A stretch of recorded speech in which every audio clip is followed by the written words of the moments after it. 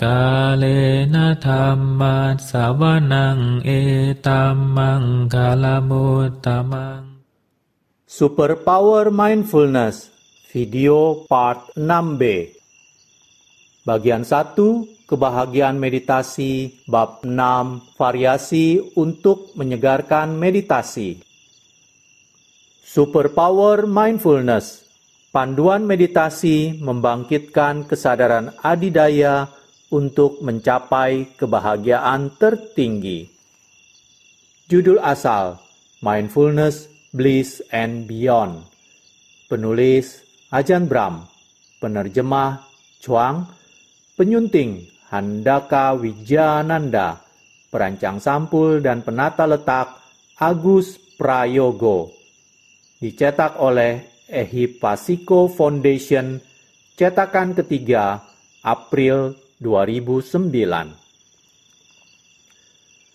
Pada video part 6a, kami sudah membacakan bagian 1 kebahagiaan meditasi dan bab 6 variasi untuk menyegarkan meditasi.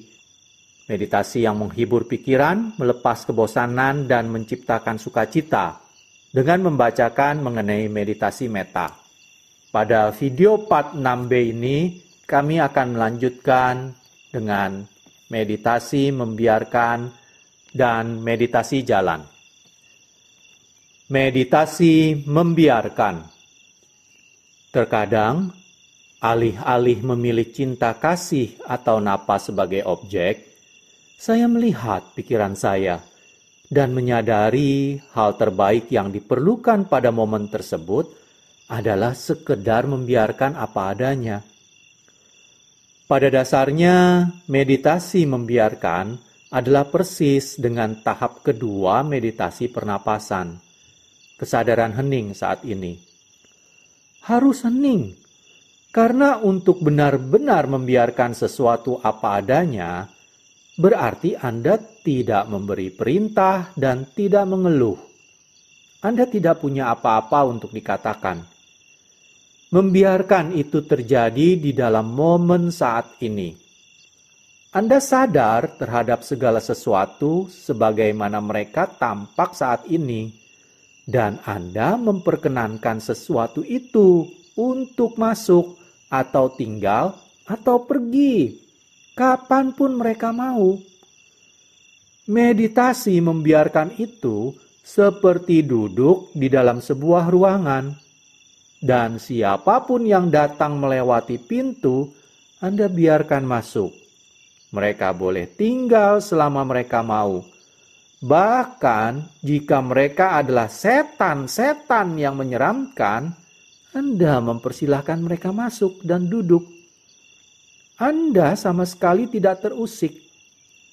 Jikapun Buddha sendiri yang datang dalam segenap keagungannya, Anda hanya duduk di sini seperti biasa, tenang, seimbang, sepenuhnya.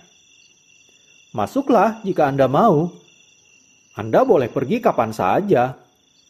Apapun yang datang ke dalam pikiran Anda, yang indah ataupun jelek, Anda berdiri di belakang dan membiarkannya, tanpa reaksi sama sekali. Dengan hening, mengamati, dan mempraktekkan kesadaran hening saat ini. Inilah meditasi membiarkan. Perumpamaan taman. Banyak orang Amerika mempunyai taman di rumah mereka. Tempat mereka sering menghabiskan waktu berjam-jam untuk bekerja. Namun, sebuah taman adalah juga untuk dinikmati, bukan hanya sebagai tempat bekerja.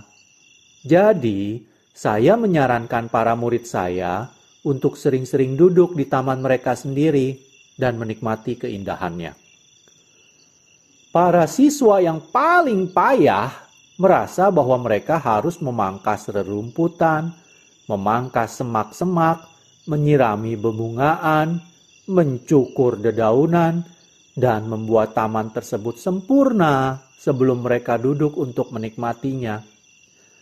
Tentu saja, taman tersebut tidak pernah menjadi sempurna.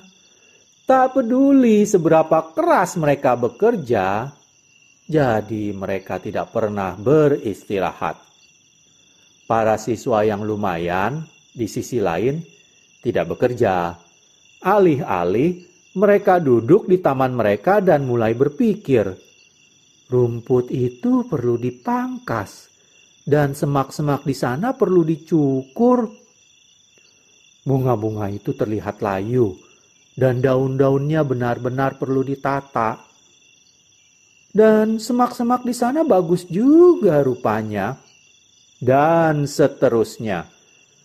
Mereka menghabiskan banyak waktu mereka untuk merenungkan tentang bagaimana membuat taman mereka sempurna ketimbang menikmatinya mentah-mentah. Mereka juga tidak menemukan kedamaian. Siswa jenis ketiga adalah meditator yang bijaksana. Mereka telah melakukan banyak pekerjaan di taman mereka. Tetapi sekarang adalah waktu mereka untuk beristirahat. Mereka berkata, rumput akan dipangkas, semak akan digunting, bunga akan disirami, dan daun ditata. Tetapi tidak sekarang. Taman ini sudah cukup bagus seperti apa adanya. Dan mereka dapat istirahat sejenak. Tidak merasa bersalah akan urusan yang belum usai. Demikian pula halnya dengan meditasi membiarkan. Jangan mencoba membuat segalanya sempurna atau mengencangkan semua ikatan sebelum Anda mulai membiarkan.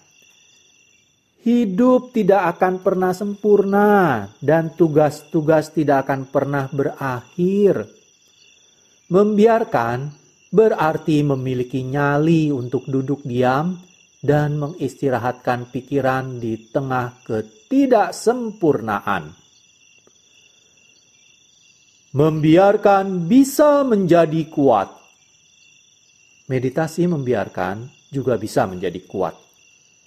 Jika meditasi pernapasan Anda atau meditasi metta atau meditasi jenis lainnya tidak berhasil, sangat sering hal itu karena landasannya tidak benar. Jadi, lakukanlah meditasi membiarkan.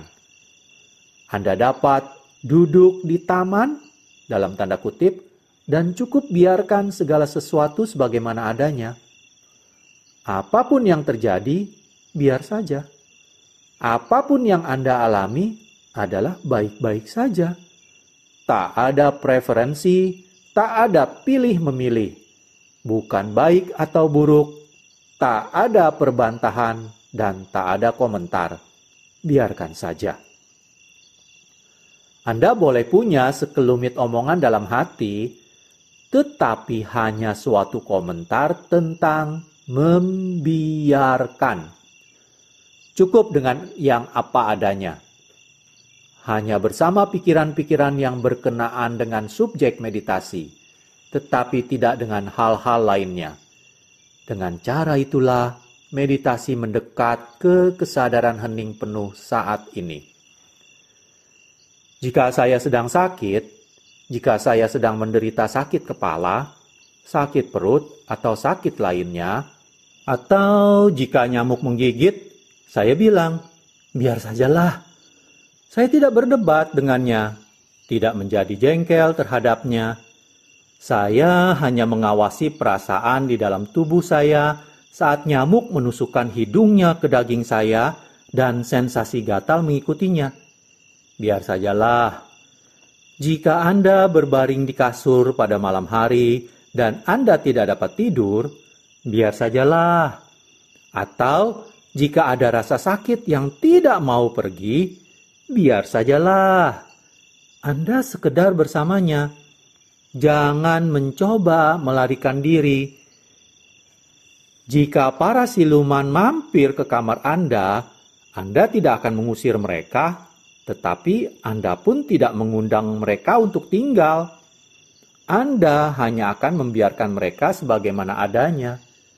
Membiarkan adalah latihan ketenang seimbangan. Meditasi jalan. Meditasi jalan itu mengagumkan, teristimewa pada dini hari. Seringkali ketika Anda bangun pada dini hari, terutama ketika Anda tidak terbiasa bangun pagi, Anda merasa penat dan pikiran tidak jernih.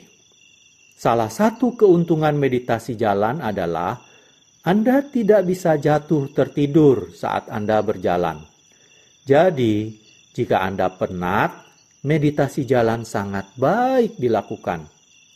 Meditasi jalan memberikan sejumlah energi, dan Anda pun dapat menjadi sangat damai.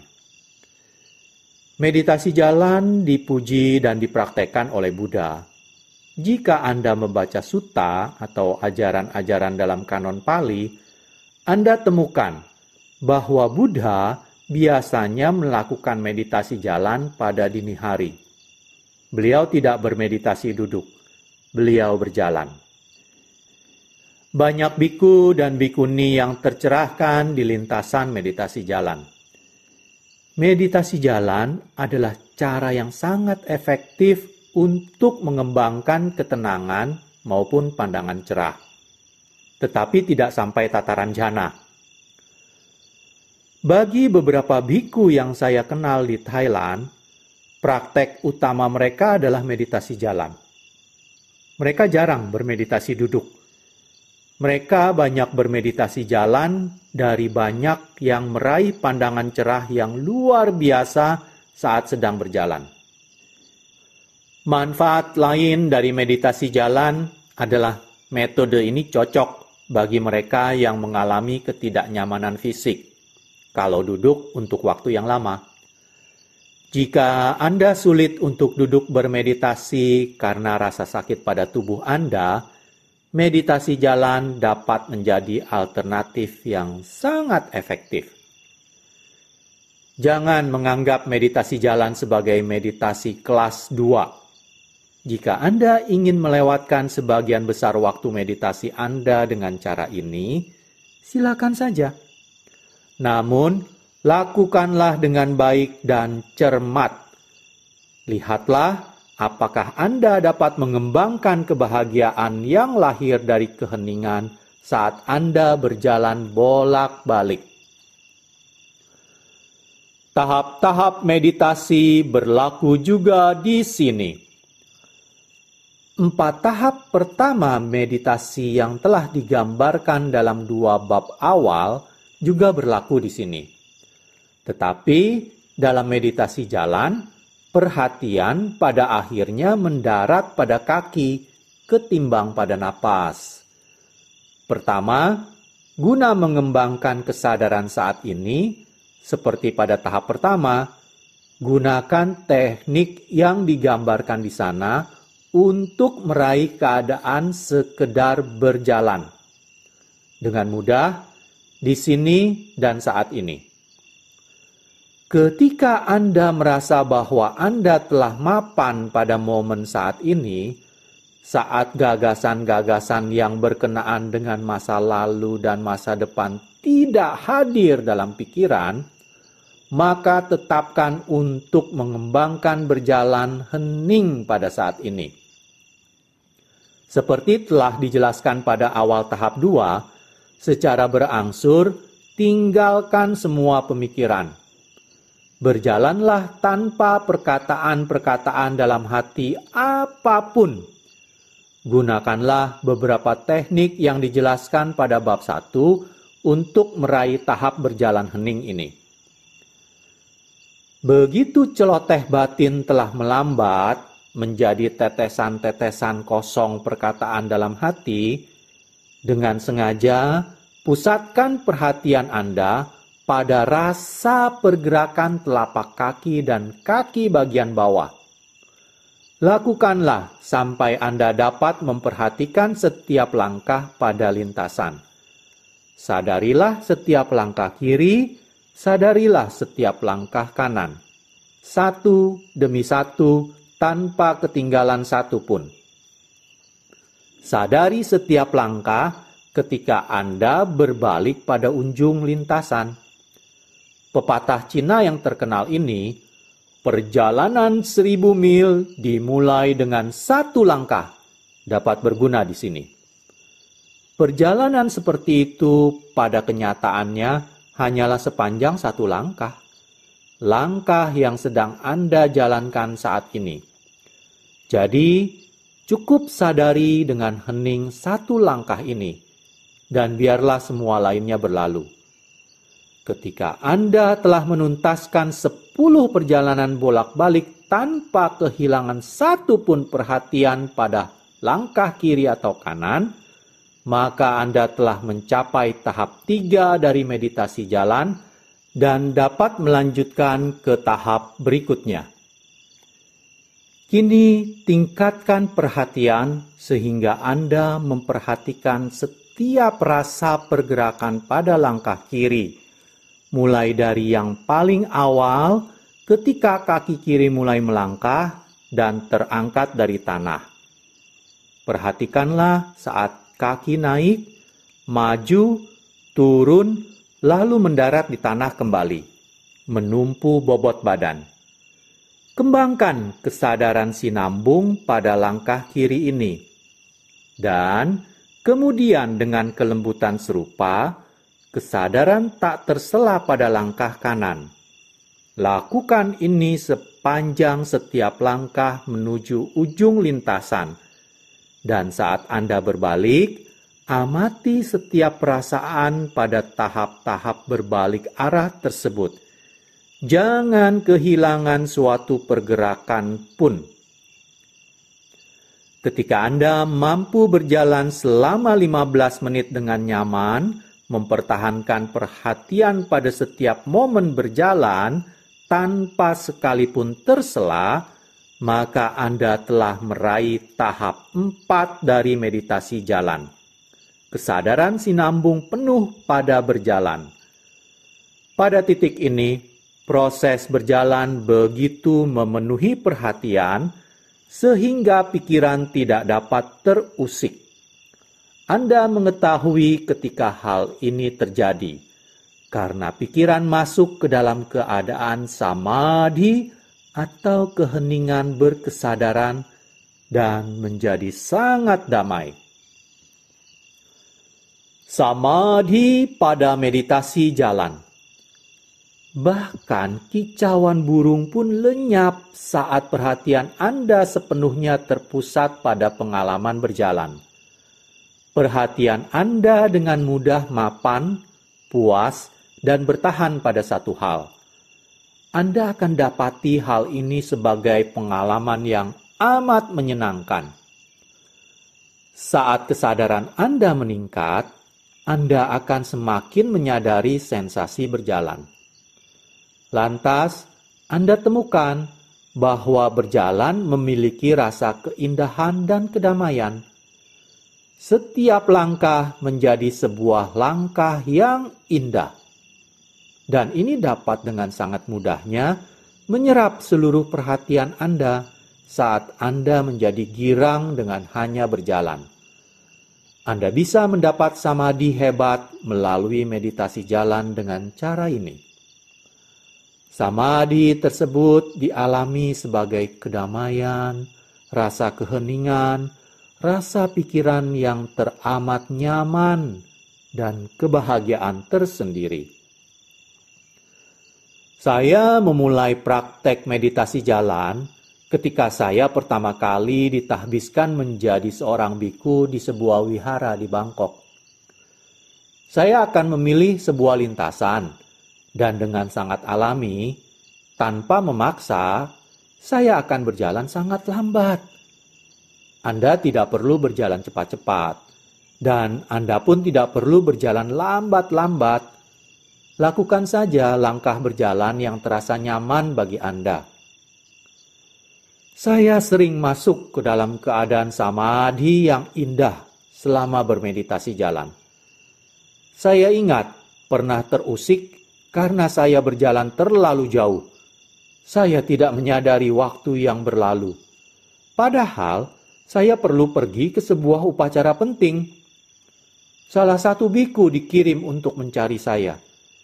Saya ingat biku ini menghampiri saya dan berujar, "Brahmawamso, Anda harus pergi ke acara dana atau pemberian derma makanan." Saat itu, saya sedang menatap ruang sekitar 2 meter di depan saya.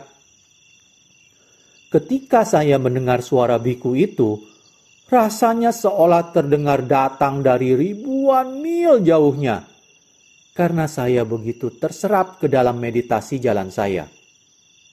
Biku itu mengulangi, "Brahmawamso, Anda harus pergi sekarang."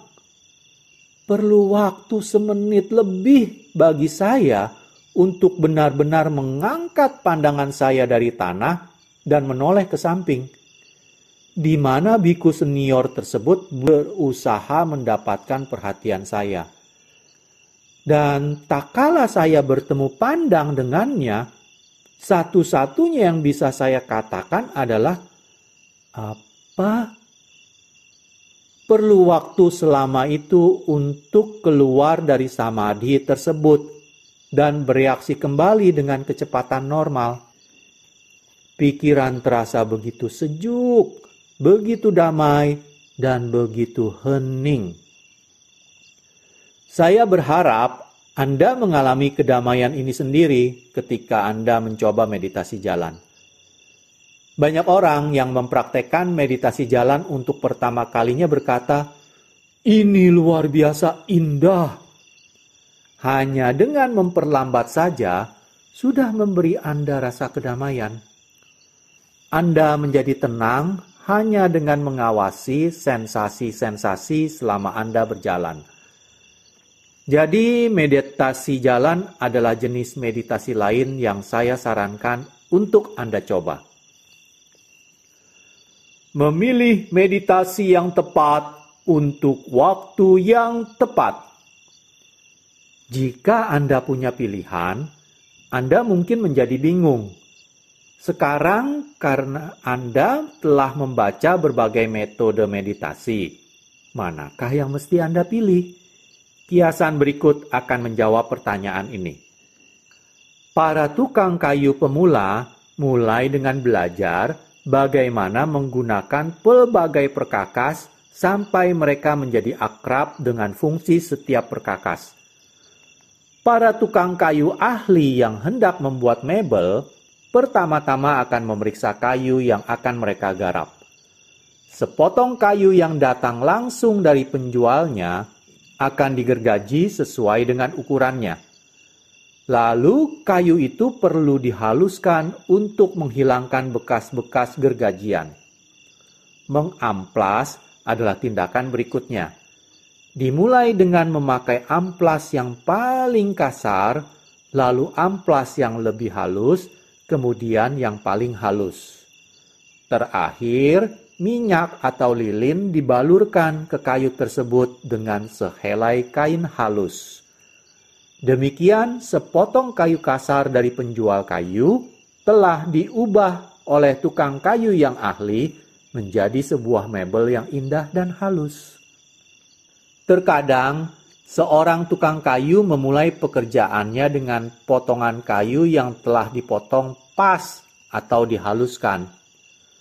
Tukang kayu yang ahli memeriksa kayu tersebut dan dengan cepat mengetahui bahwa yang dibutuhkan adalah pengamplasan ringan dan pemolesan dengan minyak dan kain halus. Ada kalanya, tukang kayu yang ahli memulai pekerjaannya dengan potongan kayu yang tak perlu lagi diamplas, cukup dipoles dengan tekun. Demikianlah keterampilan seorang tukang kayu yang ahli. Dalam cara yang sama, para meditator pemula mulai dengan mempelajari bagaimana menggunakan pelbagai metode meditasi sampai mereka menjadi akrab dengan fungsinya masing-masing. Para meditator ahli yang hendak mulai bermeditasi, mula-mula akan memeriksa dulu keadaan pikiran yang akan mereka garap. Jika mereka sedang sangat sibuk, mereka tahu bahwa mereka harus mulai dengan pikiran yang cukup kasar. Jadi, mereka mungkin akan mulai dengan meditasi membiarkan yang sederhana. Barangkali mereka merasakan tubuh mereka kaku, jadi mereka memilih melakukan meditasi jalan. Ketika mereka mengetahui bahwa pikiran mereka tidak begitu kasar, mereka menjalankan kesadaran saat ini, dan berikutnya kesadaran hening saat ini. Berdasar pengalaman, meditator ahli tahu kapan pikiran mereka mampu mengawasi napas atau siap untuk memulai meditasi metta. Mereka tahu kapan harus memakai perkakas yang lebih halus seperti kesadaran sinambung penuh pada napas atau pada napas yang indah.